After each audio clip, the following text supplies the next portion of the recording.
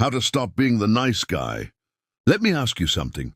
Have you ever done everything right for a woman? Been there for her, supported her, showed up every single time she called, and then watched her walk away to be with a man who treated her like an option? Have you ever been the guy in the friend zone wondering what went wrong? Have you ever bitten your tongue, swallowed your feelings, and kept smiling even when something was eating you alive inside? If any of that sounds familiar, then this video is for you. Because what I'm about to tell you is going to challenge everything you were taught about being a good man. There are different types of men in this world, and understanding which one you are is the first step to becoming who you're supposed to be. Most people have heard of the alpha male and the beta male. Some of you have heard of the sigma male. But today, I want to introduce you to something newer, something that the men who are actually winning right now are operating as. And before we get there, we need to understand the full picture. Let's start with the alpha. The alpha male is exactly what most people think he is. He is dominant. He is not afraid to disagree. He is not afraid of conflict. He does not go looking for trouble, but he does not run from it either. He leads. He speaks his mind. He takes up space without apologizing for it. The alpha is at the top of the social hierarchy, and he knows it. And the thing about an alpha is that women respond to him because he operates from a place of confidence and strength without needing their approval. Then there is the beta male. And the beta is where most men live, whether they know it or not.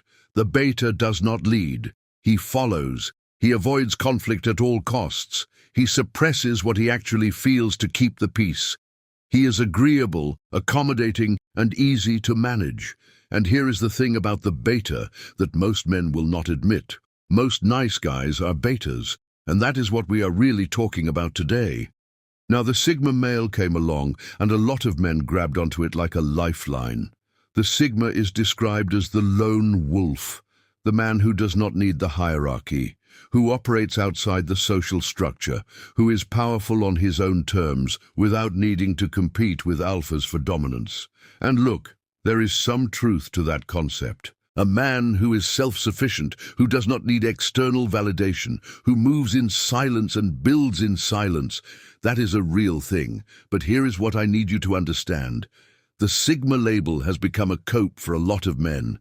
A lot of men who are really betas, who are really nice guys, who are really operating from fear and insecurity. They put on the sigma label so they can feel better about not competing. They call themselves lone wolves when really they are just isolated. They call themselves selective when really they are just afraid. And that is not shade. That is just the truth.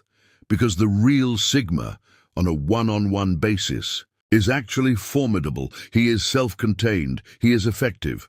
But most men claiming that label are not actually living it. And then there is what I believe is the most evolved form of masculine archetype right now.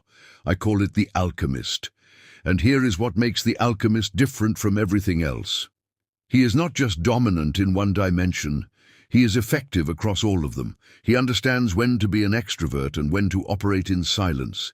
He has a large network, real relationships, real influence. Not because he chases status, but because people are naturally drawn to him. On a one-on-one basis, the alchemist is the equal of a sigma, self-contained, focused, formidable. But where the sigma stays isolated, the alchemist builds a network around him that multiplies his power. He is not the loudest in the room, but when he speaks, people listen. He does not seek dominance, but when it is required, he steps into it naturally. He turns every environment he enters into something, just like an alchemist turns base metals into gold. And that combination of inner power plus outer influence is what makes him dangerous in the best possible way. But here is the thing.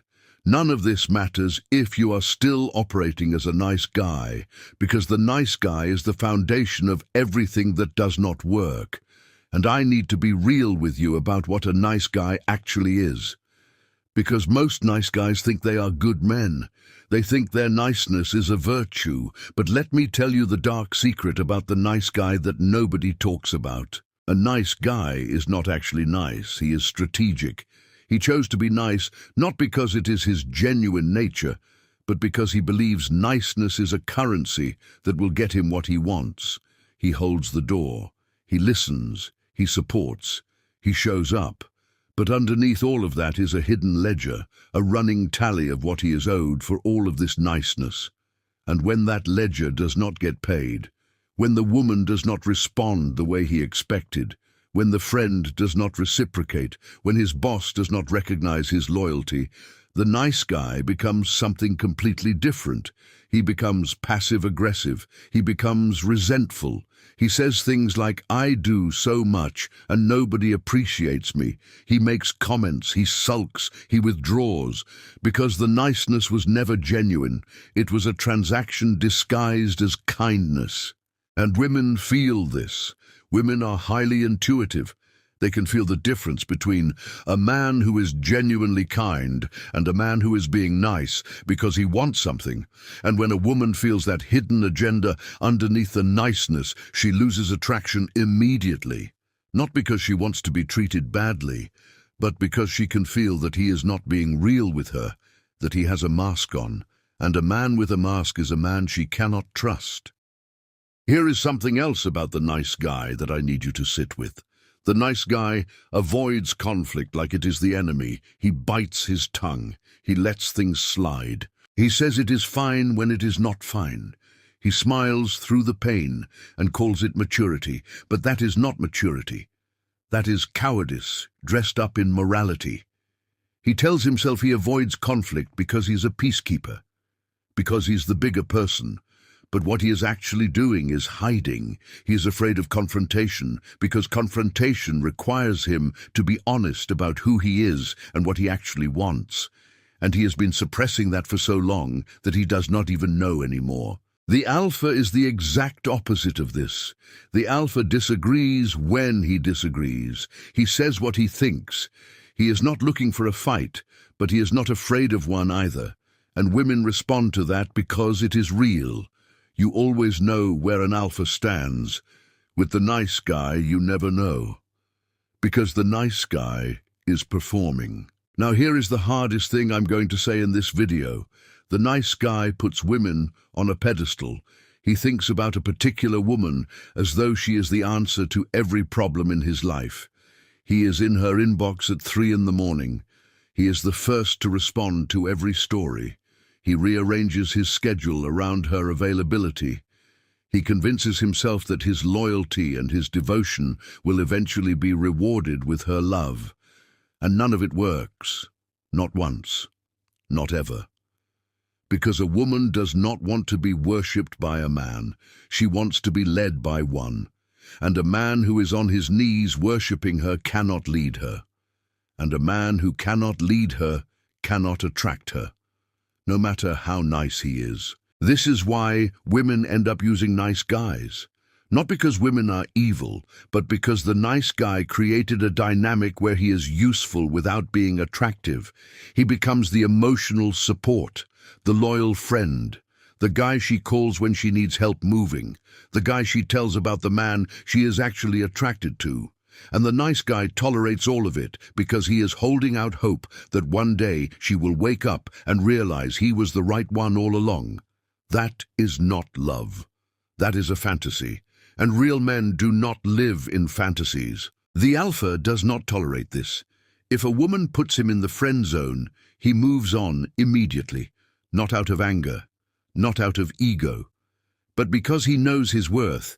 And he is not going to invest his time and energy into someone who does not see it. He has options, and more importantly, he has himself. And a man who has himself does not need anyone else to complete him. So how do you stop being the nice guy? You start by being honest about what you actually want, about what you actually think, about what you actually feel. You stop performing and start being real. You stop hiding behind niceness and start standing in your actual character. You say what you mean. You disagree when you disagree. You set standards and you hold them. You stop trying to be liked and start being respected. Because respect is what actually matters. Being liked without being respected is the nice guy's whole life, and it is a miserable one. Proverbs 27:6 says, "Faithful are the wounds of a friend, but deceitful are the kisses of an enemy." The nice guy gives deceitful kisses. He tells you what you want to hear. He agrees with everything. He smiles when he should speak up. A real man gives faithful wounds. He tells you the truth even when it hurts, because he values honesty over approval. And that honesty, that realness, is what makes men respect him and women want him. The man you are building toward is the alchemist, the man who is real, who leads, who has a network built on genuine influence, who knows when to move in silence and when to step up, who does not need to be the loudest in the room, but who transforms every room he walks into, who is not afraid of conflict, but does not seek it, who is not nice for the sake of being liked, but who has genuine character that shows up consistently.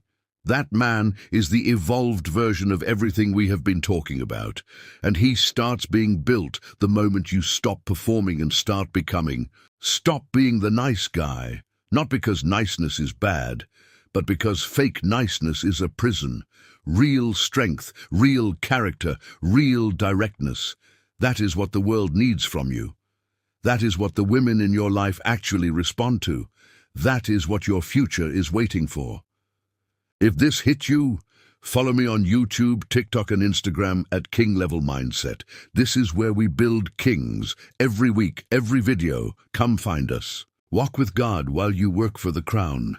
When he crowns you king, tell the world of the truth you found. That's King Level Mindset. Kings don't beg. Kings don't bow. Kings build.